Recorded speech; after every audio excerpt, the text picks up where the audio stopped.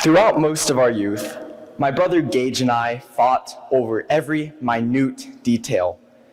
We squabbled over whose turn it was to wear the cool goggles, who had to be it in tag.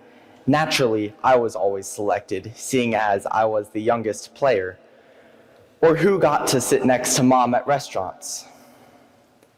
Even things like the color of a popsicle, the rules of a card game, or our seating position in the car could quickly spiral into a bicker fest.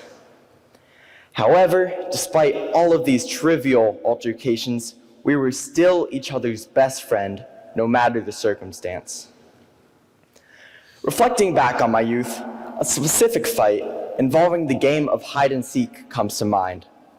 Because he was older, Gage's superior strength, speed, and agility obliterated any hope of victory that I had. After the game, when I retreated to my room to sulk because I just got destroyed in what was supposed to be a fun, non-competitive game, Gage would sit outside my door and sing a little song. This song never failed to cheer me up, primarily because it happened to include the word underwear, which always made me laugh my little 6-year-old head off.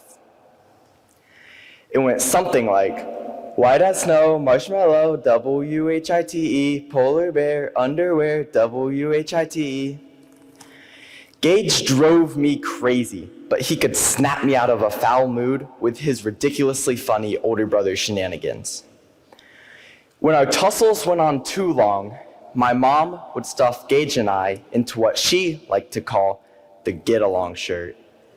One of my dad's old, stretched out, white undershirts, pit stains intact.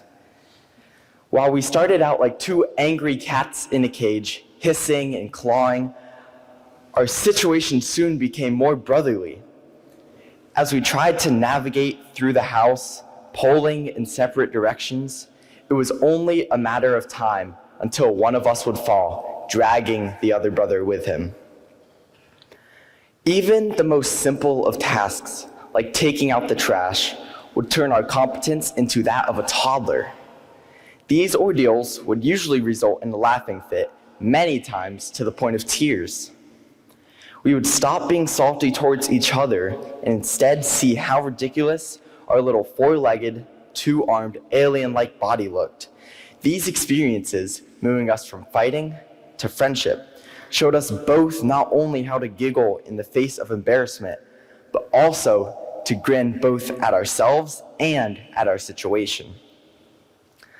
The joy we felt conjoined in the shirt somehow grew to the point that we would fabricate an argument in front of mom just so we could be put into this ridiculous getup and have a laugh session for a few minutes.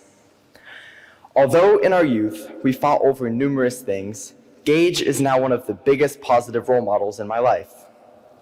As we've gotten older, I look to him for advice more and more. He helps me adjust to high school life, gives me tips on how to study for hard classes, and offers guidance on relationships with the ladies. Witnessing his faith inspires, in part, my desire to convert to Catholicism.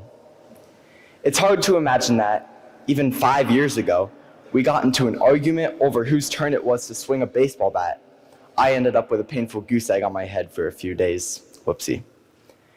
Despite our differences in the past, Gage's love and friendship has shown me that I can always count on him, a trait I hope my younger brother will someday see in me. Thank you.